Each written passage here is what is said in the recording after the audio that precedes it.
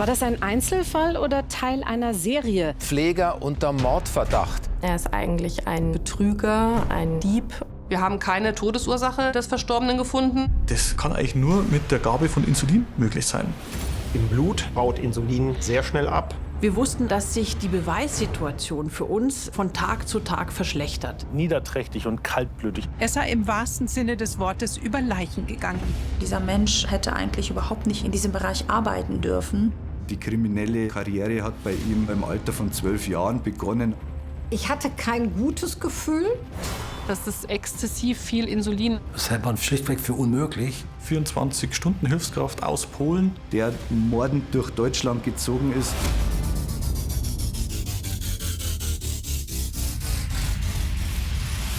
Dass der Umfang so groß wird mit 69 Arbeitsstellen, das war mir in dem Fall nicht klar. Er war eigentlich überhaupt gar keine Hilfe, er war ein Serienmörder. Uns hat keiner irgendwie zugehört. Und es hätte viel Leid erspart werden können.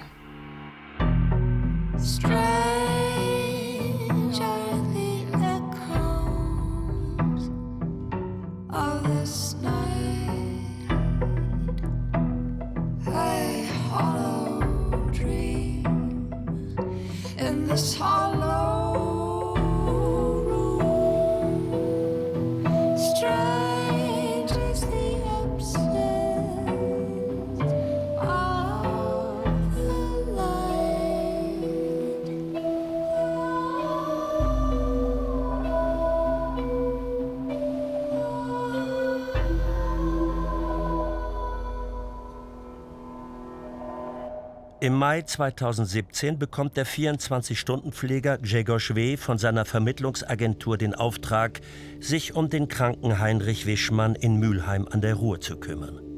Der 91-Jährige lebt noch zu Hause und benötigt Hilfe im Alltag. Mein Vater hatte Parkinson, er musste im Rollstuhl sitzen. Er hatte auch eine leichte Demenz, er hatte auch mit der Lunge Probleme.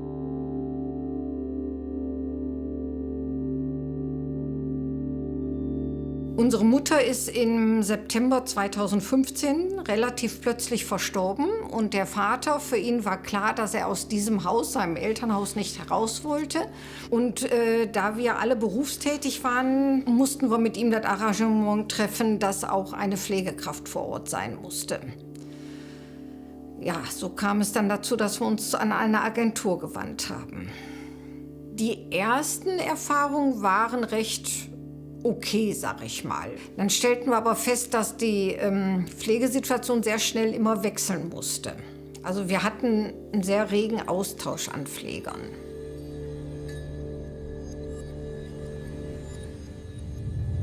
Am 24. Mai 2017 klingelt es an der Haustür von Heinrich Wischmann. Es ist Grzegorz W., der ab jetzt bei ihm wohnen und sich um ihn kümmern wird. Ich weiß das wie heute, es war der Mittwochnachmittag vor dem Himmelfahrtstag und meine Schwester nahm den Pfleger in Empfang. Dann war der Schreck erstmal groß, ne?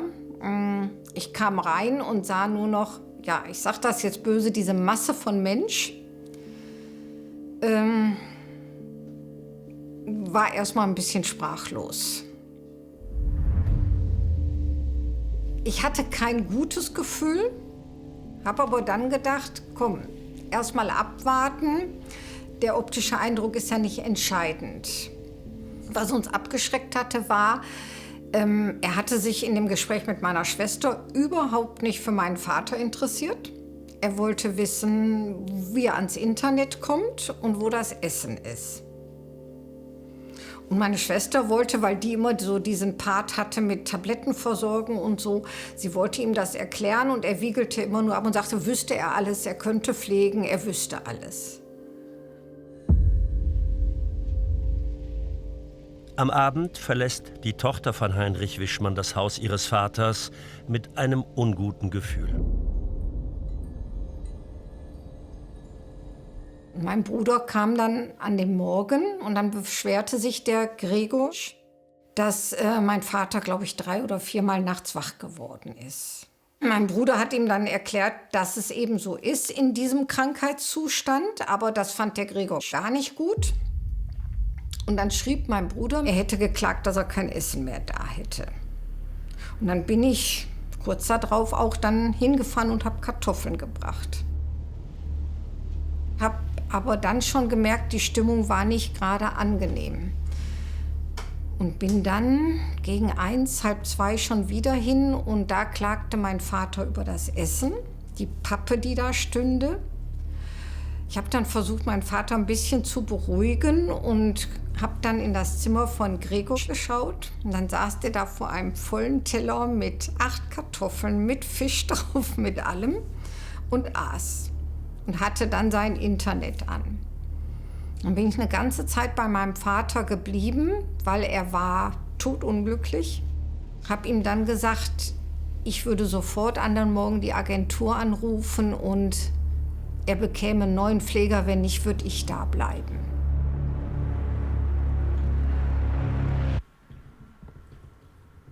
Karin Wischmann fährt nach Hause. Sie wohnt nur wenige Minuten von ihrem Elternhaus entfernt und will später noch mal nach ihrem Vater schauen, der inzwischen einen Mittagsschlaf macht. Ich bin dann gegen 17 Uhr zu Hause gewesen und keine Stunde später rief mein Bruder schon an und sagte, was ist mit dem Papa? Der ist überhaupt nicht ansprechbar, der liegt im Bett und lallt nur. Und dann bin ich ja innerhalb von ein paar Minuten da gewesen. Und es stimmte. Und dann haben wir den Notarzt gerufen. Um 19:30 Uhr trifft der Notarzt ein. Heinrich Wischmann reagiert nicht. Sein Bewusstsein ist getrübt. Ein Hinweis auf Unterzuckerung, doch die Rettungskräfte messen den Blutzuckerspiegel nicht. Der 91-Jährige kommt mit dem Rettungswagen ins Krankenhaus. Seine Tochter Karin begleitet ihn und informiert ihre 3 Geschwister. Mein Vater kam in diesen Schockraum und wir sollten im Wartezimmer eben warten. Dann wurden wir reingerufen nach einer Zeit und die Ärztin fragte nach der Vorsorgevollmacht und teilte uns dann eben mit, dass wir uns darauf einstellen sollten, dass er in den nächsten Stunden versterben würde. Es war ein Schock. Und wir waren schon eine Zeit bei dem Vater dann mit im Behandlungszimmer. Dann wurden wir eben angesprochen, ob er Morphium bekäme. Konnten wir verneinen, weil die Pupillen so verändert wären. Und daraufhin hat mein Bruder erwähnt, ganz vorsichtig, dass wir seit dem Abend vorher einen anderen Pfleger hätten und uns das alles sehr komisch vorkäme. Und da war die Ärztin doch sehr ungehalten, dass wir doch dem Pfleger nichts unterstellen sollten.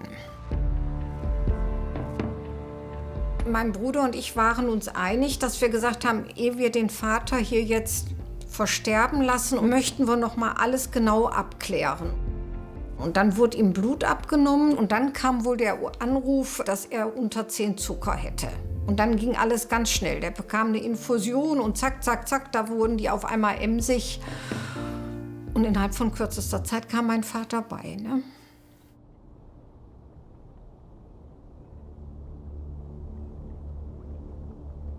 Ich hatte damals Kontakt zu anderen Ärzten im Privaten und habe das erzählt und sofort kam die Diagnose, da muss Insulin im Spiel sein. Und dann haben wir entschieden, dass einer zur Polizei geht, das melden muss. Und da bin ich vom Krankenhaus aus zur Polizei.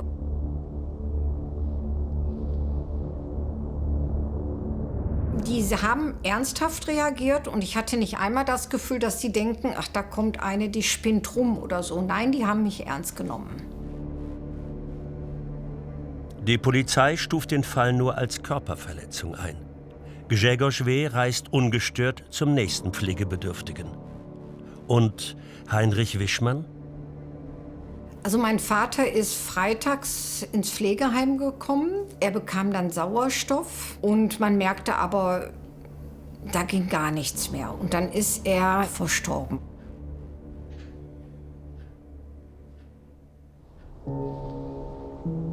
Sieben Monate später, in der Nacht zum 12. Februar, setzt Grzegorz W. einen Hausnotruf ab. Der 87-jährige Franz W. atme nicht mehr. Kurz darauf trifft der Notarzt in Ottobrunn bei München ein. Doch jede Hilfe kommt zu spät. Franz W. ist tot. Bei der Leichenschau fallen dem Arzt ungewöhnliche Spuren auf. Punktförmige Einblutungen im Mundraum und hinter den Ohren. Er alarmiert die Polizei.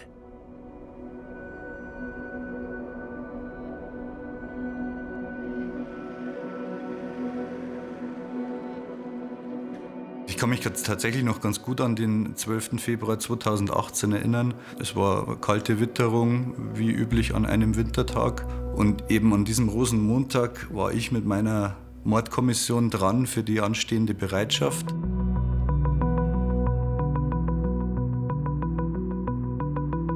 Das war kurz nach 7:30, als der Kollege von der Vorgänger, von der 4. Mordkommission reinkam und uns berichtete, dass er soeben einen Anruf erhalten hat. Da sei ein 87-jähriger alleinstehender Mann in der Nacht verstorben. Die Umstände am Ablebensort seien komisch. Wir wussten, dass 2 Tage vor dem Tod ein Polizeieinsatz in dem Anwesen war. Und zwar hat da das spätere Opfer die Notrufzentrale angerufen und angegeben, bei ihm im Haus wären polnische Einbrecher. Es war genau der Übernahmetag, als der neue Pfleger kam. Der Mann war halt etwas verwirrt, hat die Situation vielleicht falsch eingeschätzt. Franz W. in Ottobrunn, Heinrich Wischmann in Mülheim an der Ruhr. Beide Patienten sterben unter rätselhaften Umständen. Zufall? Oder sind die Ermittler einem Serienmörder auf der Spur? Wir haben uns dann so verständigt, dass der Johannes und ich direkt vor Ort fahren, nach Ottobrunn. Und der Kollege vom K12 zuvor noch eine Rechtsmedizinerin abholt und hinzuzieht.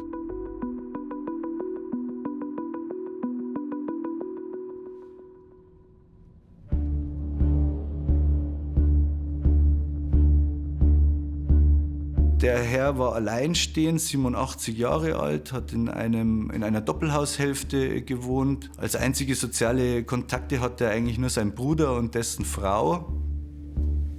Bei Inaugenscheinnahme des Leichnams haben wir auch diese leichten Hautveränderungen innerhalb der Wange in den Schleimhäuten festgestellt.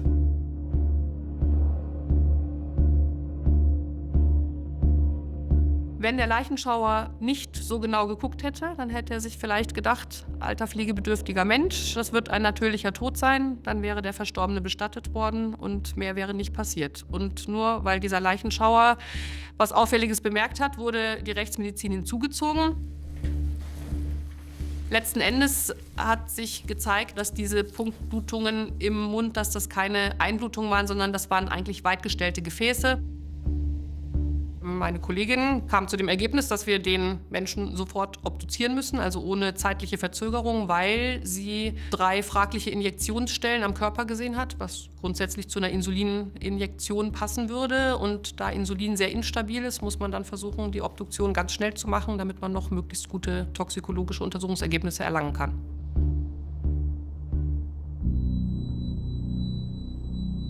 In der Küche saß dieser polnische 24-Stunden-Pfleger, der sehr beleibt ist in schlapprigen Klamotten und hat auf seinem Laptop, das er aufgeklappt hatte, polnische Polka-Musik gehört. Eigentlich ein völlig unnormales Verhalten, also zumindest der Situation nicht angemessenes Verhalten.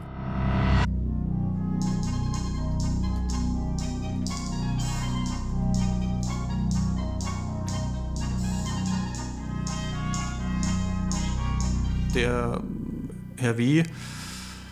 war schmuddelig gekleidet und er war aus meiner Sicht auch massiv übergewichtig.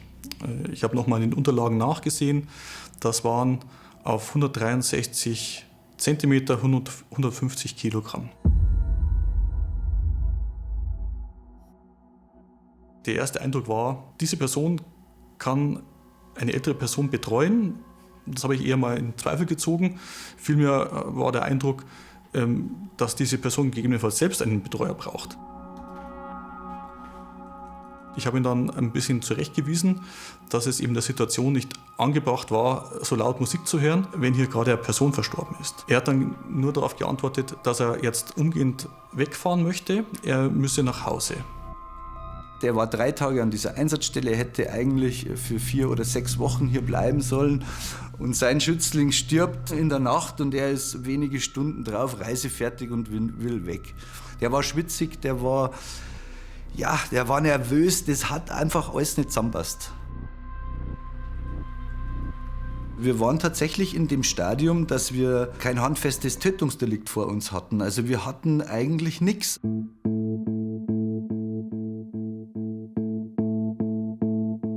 In der Früh, ich war gerade so am Aufbrechen Richtung Büro, kam der Anruf von der Mordkommission, die mir dann mitgeteilt haben, dass es einen wahrscheinlichen neuen Fall gibt. Wir haben uns dann eben dazu entschieden, dass der Herr W. zunächst als Zeuge mit aufs Präsidium kommt und da erstmal vernommen wird, einfach weil die Gesamtsituation vor Ort auffällig war. Also er stand schon mit gepackten Koffern und wollte eigentlich schon wieder abreisen, was natürlich auffällig dahingehend war, dass das Opfer ja erst kurze Zeit vorher verstorben war und er ja eigentlich auch nicht wissen hätte können, dass er in dieser Nacht verstirbt. Parallel dazu haben wir die Obduktion veranlasst. Die Ermittler des K11 bringen Grzegorz W. samt Gepäck zur Dienststelle nach München. Dort soll er als Zeuge die letzten Stunden von Franz W. schildern. Unser Ziel war es eigentlich tatsächlich, den Pfleger so lange als Zeugen zu vernehmen, bis das Ergebnis der Rechtsmedizin da war. Die Vernehmung habe dann ich übernommen. Parallel hierzu lief eben die Obduktion und diverse andere Untersuchungen. Der Herr W. sollte erst einfach mal mitteilen, wie denn seine Anreise war, wie lange er das schon machte, wer war denn alles im Haushalt, wie war sein Tagesablauf. Da stellte sich eben schnell heraus, dass er erst kürzlich angereist war, erst am 9.2. Also er hat es eigentlich so dargestellt, dass er direkt neben dem Bett wachend sitzen würde und auf jede Regung des zu Betreuenden reagieren würde. Das wurde natürlich von mir in Zweifel gezogen. Das ist ja komplett unmenschlich, habe ich gemeint. Das hält doch niemand durch, wenn man nichts machen kann, dass man da wacht. Er hat dann felsenfest behauptet, nein, das wäre eine Wache in ständiger Bereitschaft. Und dann wäre er aber dann doch eingenickt und um 3 Uhr nachts aufgewacht und dann hätte er den Tod festgestellt. Ich habe dann gefragt, und haben Sie Erste-Hilfe-Maßnahmen geleistet? Und daraufhin hat er gemeint, nein, das darf nur eine ausgebildete Person vom Rettungsdienst, er darf das gar nicht. Dann habe ich ihm gesagt, ja, aber wenn die Person vielleicht noch gar nicht richtig tot ist, Sie müssen die ja vielleicht retten. Also Herz-Lungen-Massage durchführen oder Beatmung oder irgendwie sowas. Manche Dinge waren eben dann so für mich befremdlich, dass ich ihm dann schon in klaren Worten gesagt habe, das kann ja so jetzt nicht gewesen sein. Dann geht die Tür auf und der Kollege schaut herein und sagt zu mir, ja, Roland, komm doch mal kurz raus, wir haben neue Infos. Es würde aus dem Haushalt eine goldene Uhr fehlen, also Schmuckstücke würden fehlen. Wir haben dann den Pfleger mit dieser Behauptung konfrontiert und haben gesagt, also es sollen jetzt da Gegenstände fehlen, ob er da eine Erklärung dafür abgeben könnte. Der Herr W. öffnete dann vor mir seinen Geldbeutel und zeigte mir so seinen Geldbeutel nach dem Motto, da ist keine Uhr drin. Ich habe mit Einverständnis des Pflegers dessen Sachen durchsucht und habe bei dieser Durchsuchung in seinem Geldbeutel eine größere Menge Bargeld gefunden, EC-Karten, Kreditkarten des Verstorbenen. Zwischenzeitlich hatte Johannes aber schon den Koffer geöffnet und darin befanden sich Medikamente und Insulin in Ampullenform. Und ein Insulinpen. Dann habe ich ein wenig forsch reagiert. Als ich dann eben den Insulinpen gezeigt bekommen habe, habe ich jetzt gesagt, was ist jetzt das? Der Herr W. meinte daraufhin, ja, das habe er ja ganz vergessen. Seit 3 Wochen sei er ja insulinpflichtig, er habe Diabetes, aber aufgrund der Vernehmungssituation habe er das ganz vergessen. Ist der Insulinpen von Grzegorz W. die Tatwaffe? Die Rechtsmediziner stehen unter Zeitdruck.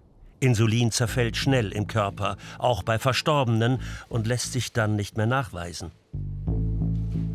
Die Leiche kam zur Obduktion, wurde von 3 Kollegen von mir obduziert. Ich war dabei, eine Toxikologin war dabei.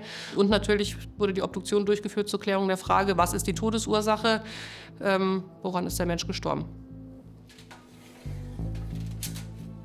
Was man direkt im Rahmen der Obduktion sagen konnte, war, dass der Verstorbene Injektionsstellen hatte. Der hatte eine am Brust und 2 am Arm, die er eigentlich nicht haben sollte, weil...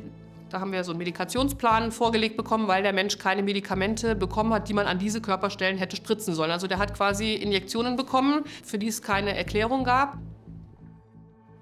Dann wurde natürlich so ein Urin-Schnelltest gemacht und auch eine Messung am Blutzucker. Und da hat sich ein Blutzuckerspiegel von 27 Milligramm pro Deziliter gezeigt. Das ist ein sehr niedriger Spiegel. Normal sollte der Blutzuckerspiegel bei 70 bis 100 beim Gesunden liegen. Man spricht von einer Hypoglykämie, wenn der Blutzuckerspiegel niedriger als 60 Milligramm pro Deziliter ist. Und das kann zu ganz erheblichen Beeinträchtigungen führen, je nachdem, wie niedrig der Blutzuckerspiegel ist. Und letzten Endes kann es auch zum Tod führen.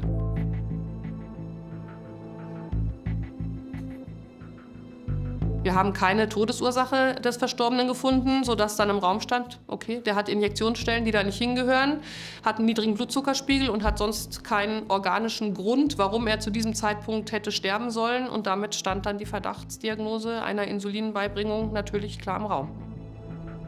Während die Ermittler den 36-jährigen Grzegorz W. auf dem Polizeipräsidium befragen, kommt der erste Hinweis aus der Rechtsmedizin. Alles deutet auf einen Mord durch Insulin hin. Das war für uns dann der Zeitpunkt, wo der Zeugenstand erledigt war und wir ihm praktisch die vorläufige Festnahme und den Tatvorwurf des vollendeten Mordes mit Insulin unterbreitet haben. Er hat angefangen zu schwitzen, auch ein wenig zu zittern und hat dann eben Bedenkzeit verlangt. Er wolle sich auch überlegen, ob er jetzt doch besser einen Rechtsanwalt hinzuziehen wolle, weil er habe ja nichts getan. Und dann kam er eben wieder zurück. Er wirkte für mich auf jeden Fall gefestigter und sagte, er wolle das alles erklären. Und daraufhin haben wir die Vernehmung weitergeführt, aber jetzt nicht mehr als Zeuge, sondern als Beschuldigter. Natürlich räumt er ein oder hat er eingeräumt sofort, was offenkundig war, also sprich die IC-Karten des Toten mit der PIN und auch das Geld. Hat aber hier als Grund angegeben, das hätte er nach Feststellung des Todes seines Schützlings halt mitgenommen, weil er eine kranke Mutter zu Hause hätte und dafür Geld benötigt hätte. Auch habe ich ihn dann konfrontiert, wie das denn ist mit der Gabe von Insulin, was denn dann passieren kann. Schlimmstenfalls kann man sterben.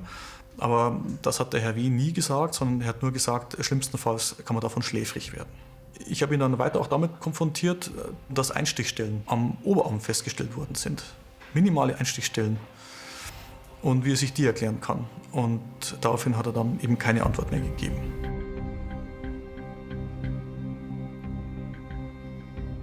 Grundsätzlich war klar, es ist der Patient verstorben. Wir haben eine exogene Gabe von Insulin, sodass es klar war, dass es eine Fremdeinwirkung gibt. Er war die einzige Person vor Ort. Er hat sich entsprechend auffällig verhalten mit, ich reise jetzt gleich ab und bin eigentlich schon abreisebereit, sodass das dann für uns in Summe zu dem Ergebnis geführt hat, dass wir gesagt haben, okay, wir haben einen Tatverdacht gegen Herrn W. Daraufhin wurde dann der Herr W. zur Rechtsmedizin verbracht und körperlich untersucht. Wir untersuchen hier aus verschiedensten Gründen lebende Patienten. In dem Fall ging es einfach darum zu schauen, ist dieser Mensch Diabetiker? Und diesbezüglich natürlich insbesondere schaut man dann, hat der selber Injektionsstellen?